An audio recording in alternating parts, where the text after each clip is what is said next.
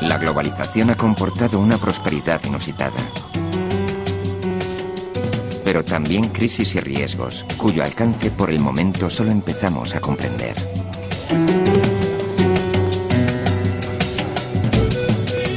Asimismo, ha generado un debate internacional en torno a la riqueza y la pobreza sobre las reglas del juego de esta nueva era de la globalización.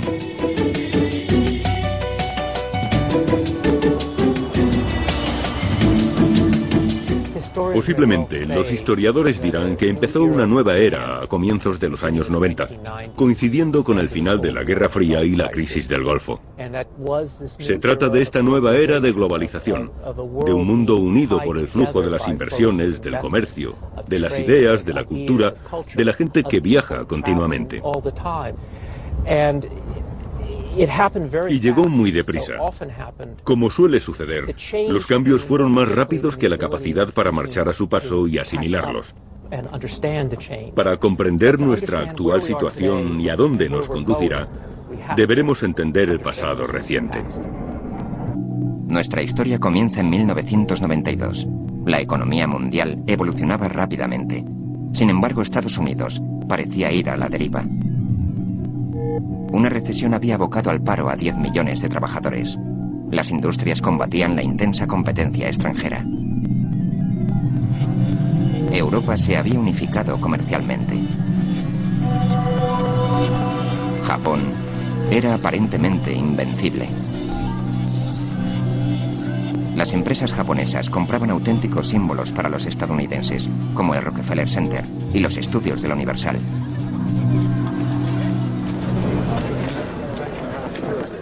Durante la campaña presidencial de 1992, el gobernador de Arkansas, Bill Clinton, aseguraba que volvería a poner en marcha los Estados Unidos.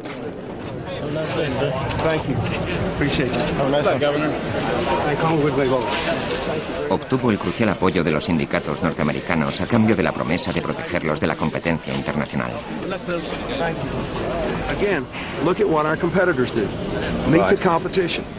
Look at what the high-wage countries do. Look at what Germany does. Look at what Japan does. That's what you got to do. And you'll stand up against the good old boys to do that, huh? Absolutely. Good luck to you. What's the purpose of having a country if you're going to let it go down the drain? I don't know. Why have we been doing that? You got my vote. Hey, Governor, don't forget the federal employees too, okay? Thank you. Yeah, my vote.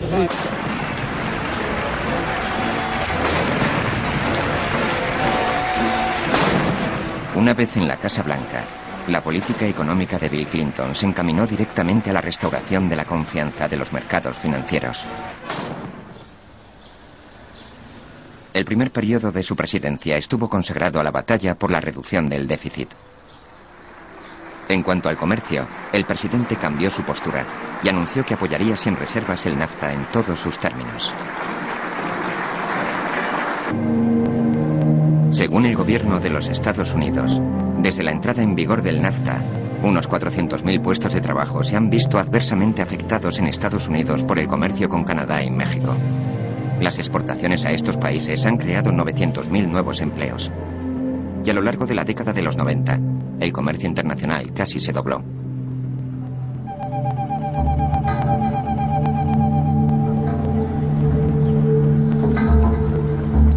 Nuestro concepto habitual de comercio es el tráfico de bienes y productos a través de las fronteras. Lo cierto es que el comercio más importante nos resulta invisible. Se trata del dinero, de la incesante, continuada e internacional circulación de valores, obligaciones y divisas. Durante los años 90, prácticamente todo aquel que dispusiese de ahorros en un fondo de pensiones o de inversiones estaba invirtiendo en el mercado global.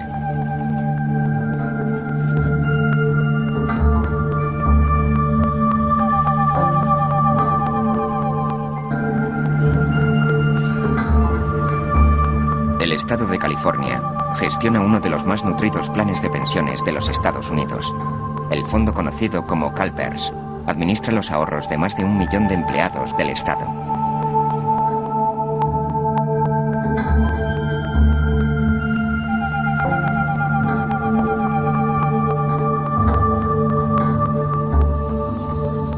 Durante varias décadas, CalPERS había invertido solamente en los Estados Unidos. No obstante, en la era de la globalización, eso cambió.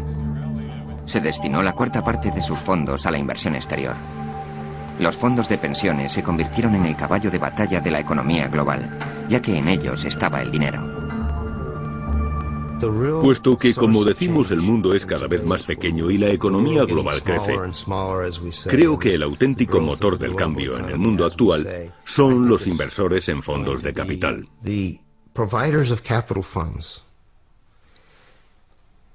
Y estos, nos guste o no, se componen cada vez más de los grandes fondos de pensiones.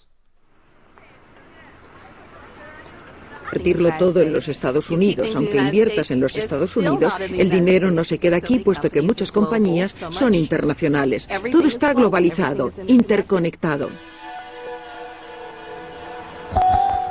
Al finalizar la Guerra Fría, muchos países abrieron sus mercados a la inversión extranjera por vez primera. Organismos de gestión de fondos como CalPERS descubrieron nuevas posibilidades.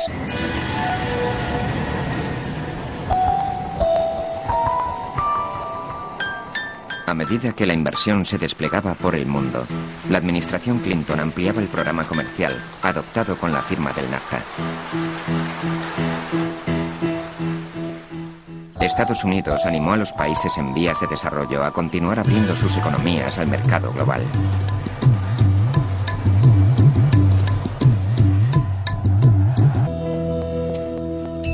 Si no tendemos la mano a estos mercados emergentes, si no los evangelizamos, por así decir, ni los alentamos en su reforma, ni invertimos parte de nuestros fondos de capital en ellos, aprovechando estas oportunidades, si no hacemos esto, me temo que se cumplirán las predicciones que hace tiempo formularan Karl Marx, el señor Ingalls y otros, y se producirá un enfrentamiento entre ricos y pobres, lo que puede dar al traste con todo el sistema.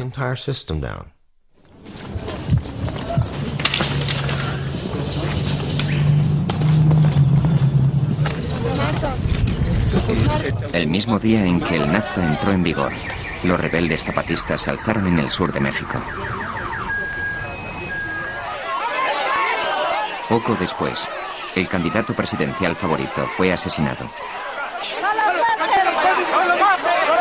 Por temor a la inestabilidad, la inversión extranjera empezó a retirarse.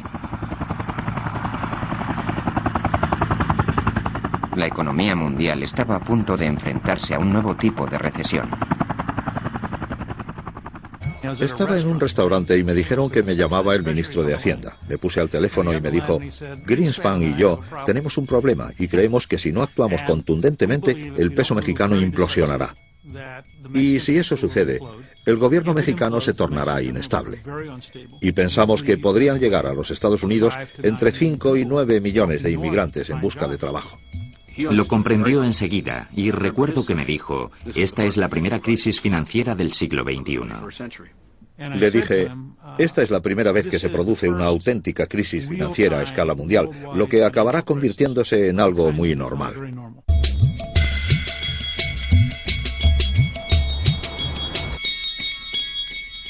Somewhere between 5 and 10 minutes, I listened to all this. I said, wait, this is a no-brainer. We got to do this. If we don't do this, Mexico will certainly fail. Then the borders will be flooded with illegal immigrants who are starving and need food and a job. We'll have an enemy on our southern border, people that will remember when they were down and they were in need, we were not a good neighbor, and we will pay hugely for that. All over the developing world, people who look at us and think that we are smug and rich and unresponsive and don't care about anybody else will have all that confirmed. If we help, at least people will know we tried in a good cause, and it will resonate throughout the developing world. La operación de rescate surtió efecto. México pronto reintegró el préstamo. A decir de algunos, la intervención sentó un peligroso precedente. Se había protegido a unos grandes inversionistas de los riesgos que habían asumido voluntariamente. Recuérdese que la gente a la que sacamos de apuros eran extranjeros que habían invertido en obligaciones mexicanas. De modo que, en cierto sentido, estábamos auxiliando a nuestros propios ciudadanos.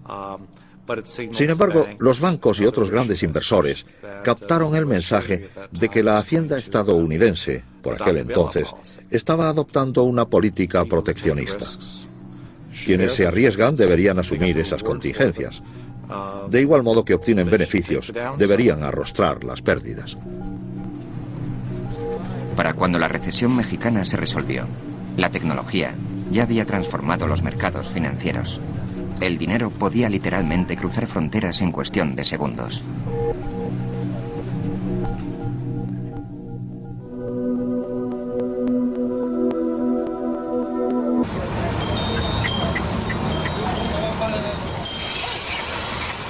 En las remotas aldeas de la India, los granjeros llevan sus cosechas al mercado, tal y como han hecho durante generaciones. Pero una conexión a Internet les asegura que cobren por sus productos el precio internacional, una tarifa fijada en la Bolsa Mercantil de Chicago, a casi 13.000 kilómetros de distancia.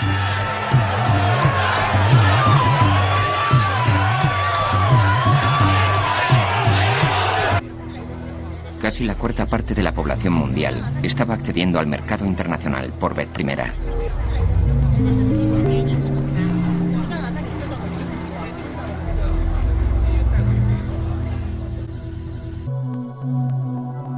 Desde los años 70, los países del sudeste asiático se habían convertido en exportadores de talla mundial.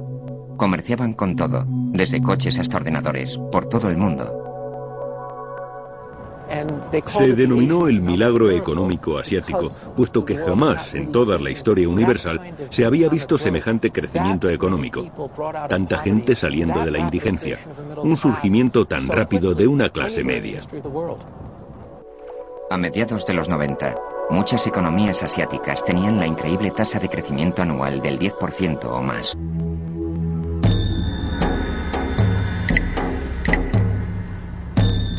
Sin embargo, había una gran excepción. Japón, la segunda mayor economía del mundo, había caído en una profunda e inesperada recesión que había debilitado la confianza del pueblo japonés.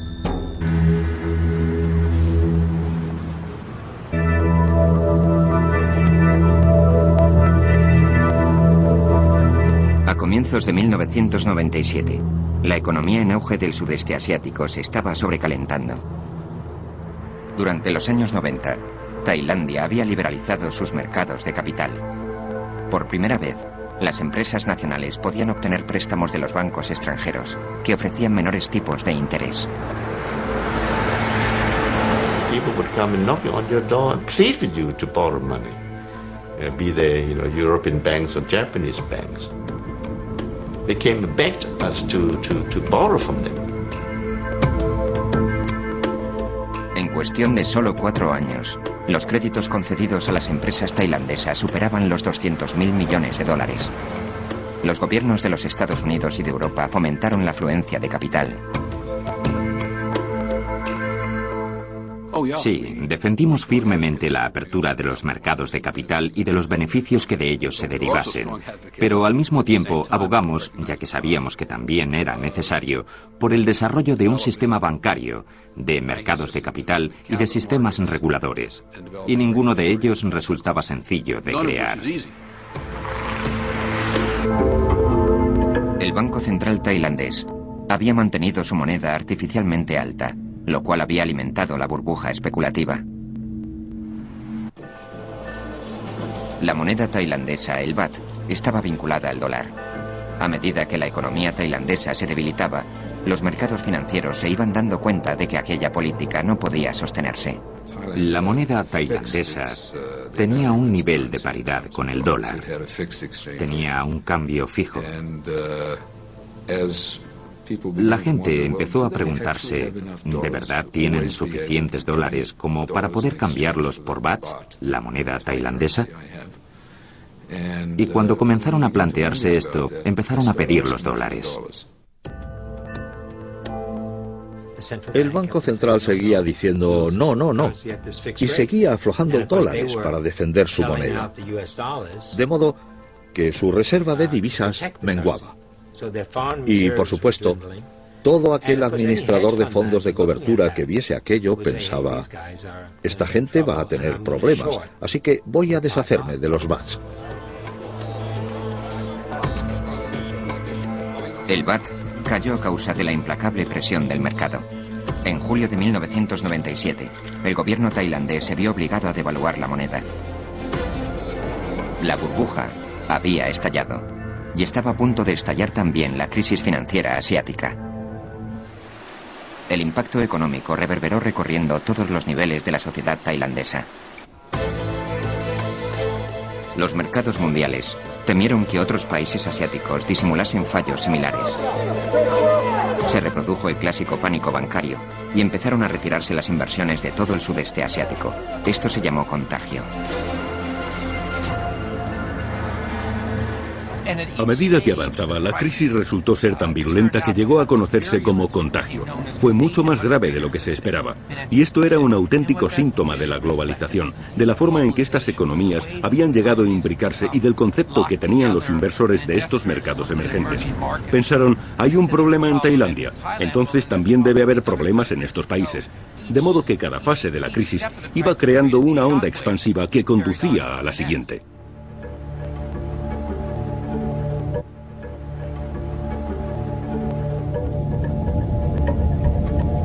Tailandia contagió a sus vecinos. La economía de Malasia parecía estable hasta el momento. Repentinamente, tuvo que encararse con la inmisericordia presión del mercado internacional. We have the currency going down and down and down, and we have the stock market doing the same.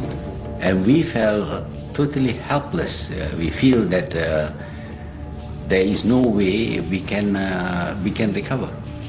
So, I mean, the feeling is really very bad, very frightening.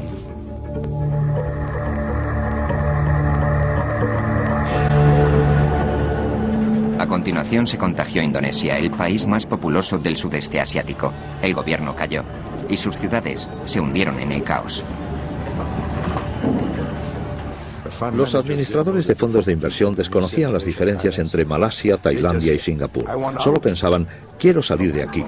Los precios de las propiedades cayeron, las empresas quebraron y en el caso de Indonesia, el entramado social quedó destruido.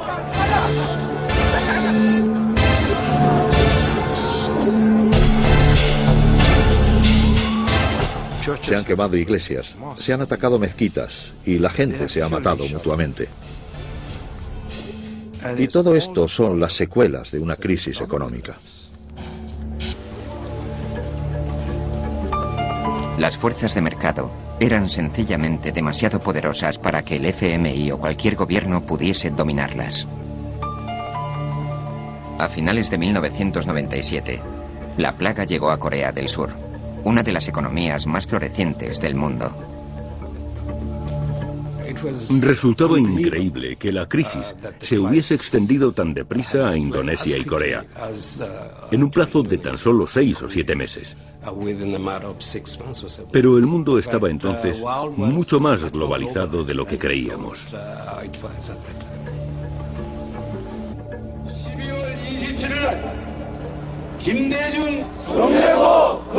Corea había estado engañando al mundo al afirmar que tenía suficientes reservas para encararse a la crisis. Corea estaba a punto de suspender el pago de sus créditos a los bancos japoneses y occidentales. Presionados por sus gobiernos, los bancos accedieron a compartir en cierta medida las pérdidas y refinanciaron sus préstamos. A resultas de ello, Corea recibió el rescate más cuantioso de la historia.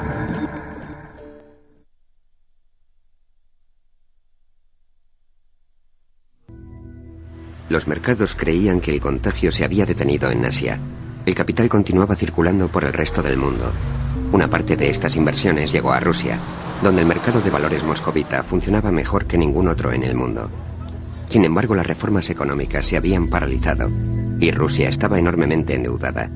Pese a ello, los inversionistas estaban seguros de haber hallado un mercado emergente que no les fallaría. Los inversores habían pensado, Rusia ha sido una superpotencia. Posee una gran cantidad de misiles y de cabezas nucleares. Es imposible tener problemas financieros en Rusia, puesto que el resto del mundo, los países ricos, sacarían de apuros a Rusia. Pues bien, se equivocaban. El contagio se estaba extendiendo por todos los países en vías de desarrollo. Como dijo Rubin, jamás habíamos visto una cosa igual. Es decir, quizá hubiesen observado este fenómeno durante la Gran Depresión, pero no se había desencadenado tan rápidamente. La crisis ya había llegado a los Estados Unidos.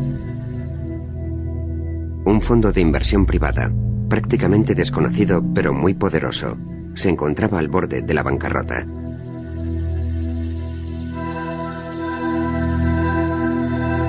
Long Term Capital Management, o LTCM, un fondo de inversión a largo plazo, gestionaba directamente $100.000 millones en valores de todo el mundo e indirectamente más de $1 billón. La década de los 90 fue testigo de unas tremendas concentraciones de capital sin precedentes a escala mundial. Quizás sí existiesen en la antigüedad. Puede que los romanos tuviesen instituciones financieras desproporcionadamente grandes con respecto a la economía del mundo en que vivían. Sin embargo, LCTM era un tipo específico de fondo de cobertura. Operaba en la bolsa de Singapur, la de Tokio, la de Londres, la de Nueva York. No había mercado en el que no estuviese presente. Debía de ser el mayor inversionista, o al menos estaba entre los mayores. En septiembre de 1998, las pérdidas de LTCM escapaban a todo control. El contagio había llegado a Wall Street. Por increíble que parezca, el fracaso de un solo fondo de inversiones ponía en peligro la economía mundial. Puesto que LTCM era un fondo privado, el gobierno no podía imponer una solución. El destino de la economía mundial estaba en manos de aquellos banqueros. El presidente de una compañía de seguros o de un banco no cobra por ser patriota, sino por cuidarse de los intereses de los accionistas. De modo que lo máximo que podía decir cualquiera que estuviese en mi posición era: si evitamos la debacle de LTCM, prestaremos un buen servicio al interés público. No obstante, no contamos con dinero público para resolver el problema. El contribuyente no asumirá el gasto. Amigos, os toca decidir si os interesa solucionarlo. Los bancos accedieron a aportar capital propio para rescatar a LTCM. Wall Street había conjurado el desastre, pero aún quedaba el último episodio de la recesión internacional. El fenómeno originado en Asia ya había llegado a Brasil, la octava economía mundial. Sin embargo, en esta ocasión, la situación se había previsto solicitando un paquete de créditos. El gobierno brasileño recortó sus gastos y emprendió reformas. Surtió efecto. Se consiguió refrenar los problemas de Brasil. La normalidad fue regresando gradualmente a los mercados financieros de todo el mundo.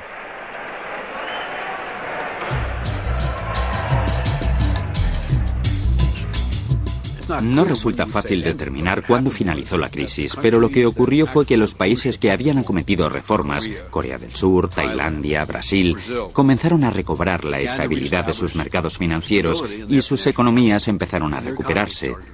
Tras un lapso de tiempo llegamos a creer que quizá ya habíamos superado la crisis. Algo después comenzamos a pensar, sí, parece que hemos salido de la recesión, y finalmente llegamos a un punto en que dijimos, bien, creemos que ya se ha acabado. La economía mundial había sobrevivido a la primera crisis de la era de la globalización. No obstante, millones de personas lo pagaron caro. And that's the unfortunate part of so-called globalization, because such negative effects can come very fast. It takes decades for a country to grow up, and all of a sudden it disappears.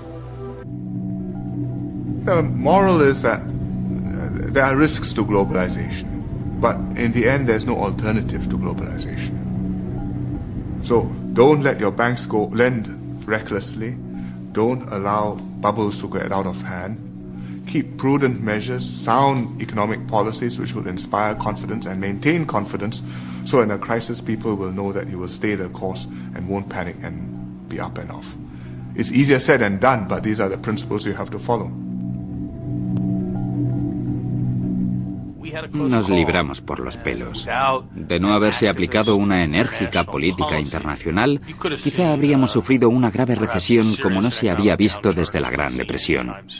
Por ese motivo, necesitamos llegar a comprender mejor el comportamiento de la crisis financiera. Por ello, Estados Unidos, sobre todo, debe estar preparado para tomar la iniciativa en el combate contra la crisis financiera.